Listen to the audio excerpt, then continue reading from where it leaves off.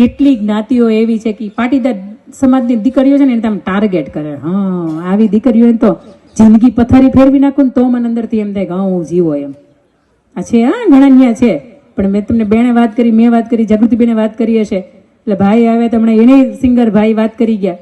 એક પુરુષ તમને જ્યારે એવું કહેતો હોય ત્યારે મને એમ થાય કે તમારે અંદરથી સમજવું જ પડે ને. એ જાહેરમાં શપથ આપીને નહીં, આ ઉપેન્દ્રભાઈને નાખી સમગ્ર ટીમ છે ને એને કહીને જાજો કે આ બેને કે તમે અમારા માટે જે કંઈ પણ સમયનું ખર્ચ કર્યો છે, રોકાણ કર્યું છે ને, આ બધા અમે વસૂલ છે ને, એટલા માટે અમે તમને પ્રોમિસ આપીને જઈએ કે અમારા જીવનની અંદર આ ઘટના નહીં બને. અને કોકના ઘરમાં બળતી હશે ને તો આપણે શું ખબર છે, બહેનો તરીકે નિયમ છે.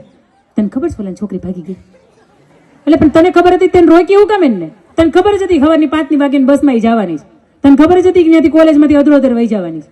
એક મહિલા સંગઠન તરીકે તમારું આ એક કાર્યમાં બને છે કે તમને ખબર છે, એની માને નથી ખબર, એના ફઈબાને નથી ખબર, એને માસીને કે મામીને નથી ખબર, કે એના ભાભીને નથી ખબર, પણ તમને ખબર છે ને.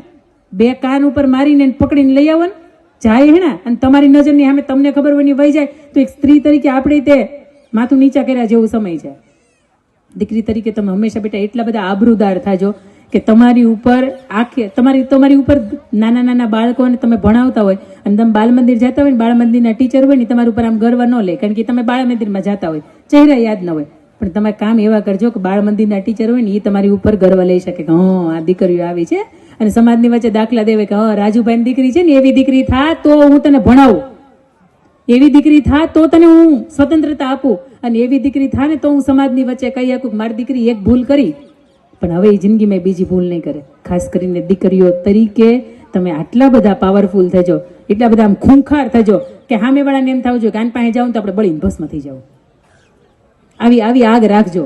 વાણીની અંદર એટલી તાકાત રાખજો, આ કાંડાની અંદર એટલી તાકાત રાખજો કે જેથી આનો ઉપયોગ કરવો પડે ને તેથી તમે કરી શકો, અને જાહેરની અંદર કરી શકો. અને કોઈના બાપથી બીવાર નથી, કારણ કે આપણી પાછળનો બાપ છે ને એ આખો જગતને જોઈને બેઠો છે. વિશ્વનું સૌથી મોટું ઊંચું સ્ટેચ્યુ કોણ છે?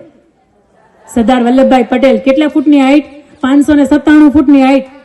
બેઠા બેઠા ન્યા જોવે છે કે જગત આખું આવું છે એમ.